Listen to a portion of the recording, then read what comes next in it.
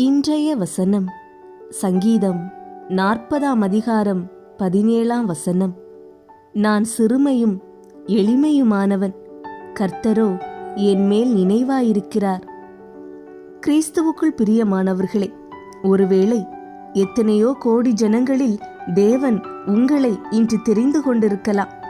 நீங்கள் நீதிமானாக இருக்கலாம், அல்லது தேவனின் வார்த்தைகள் படி வாழ்பவராக இருக்கலாம்.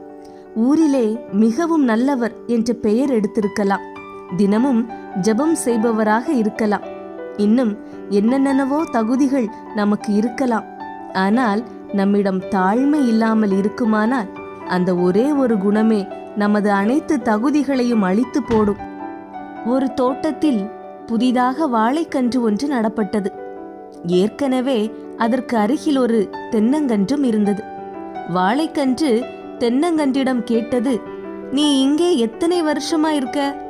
தென்னங்கன்று சொன்னது, 1 வருஷம். 1 வருஷம்னு சொல்ற, ஆனா என்னை விட கொஞ்சம்தான் உயரமா இருக்க. ஏதாச்சும் வியாதியா? கேட்டுவிட்டு ஏதோ பெரிய நகைச்சுவையை சொல்லிவிட்டது போல சிரித்தது. தென்னங்கன்றோ அதை காதில் வாங்காதது போல புன்னகைத்தது. ஒவ்வொரு நாளிலும் வாழைக்கன்றின் வளர்ச்சி பெரிதாக இருந்தது. 2 மாதத்திற்குள் தென்னங்கன்றை விட உயரமாக வளர்ந்துவிட்டது. வாழைக்கன்றின் கேலியும் கிண்டலும் அதிகமானது.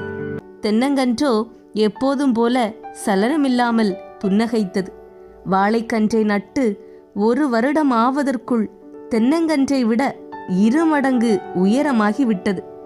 தினமும் தென்னங்கன்றை பார்த்து கேலி செய்து சிரிப்பது மட்டுமே குறையவில்லை.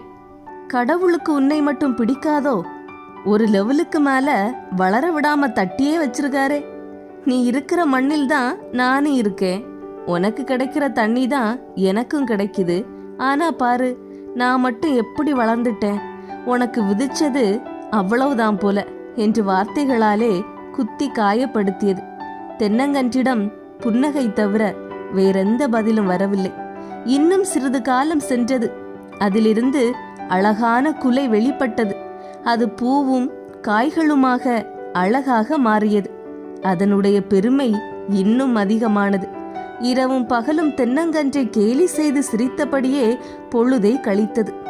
நல்ல உயரம், பிளவுபடாத அழகிய இலைகள், கம்பீரமான குலை, வாழை மரத்தின் பெருமைக்கு அளவே இல்லாமல் போனது. இப்போது காய்கள் முற்றின. ஒரு மனிதன் தோட்டத்துக்கு வந்தான். வாழை மரத்தை சந்தோஷமாய் சுற்றி வந்தான். வாழைக்காய்களை தட்டி பார்த்தான். தென்னை மரத்தை திரும்பி கூட பார்க்கவில்லை. இதைவிட வேறென்ன பெருமை வேண்டும்?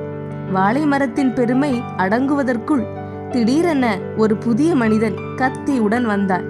முதலாவது மனிதன் பிடித்து கொள்ள அதன் குலைகளை வெட்டி எடுத்தான். வாழை மரம் கதறியது.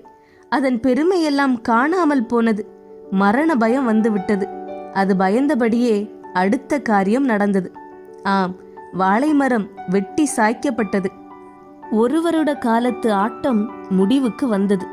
துண்டு துண்டாக வெட்டப்பட்டு தோலுரிக்கப்பட்டது. தென்னை மரம் இன்னும் பழையபடியே புன்னகைத்து கொண்டிருந்தது. அதன் புன்னகைக்கு என்ன அர்த்தம் என்பது இப்போது வாழை மரத்துக்கு புரிந்தது.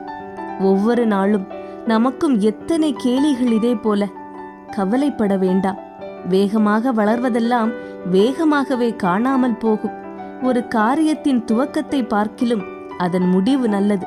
பெருமை உள்ளவனை பார்க்கிலும் பொறுமை உள்ளவன் உத்தமன்.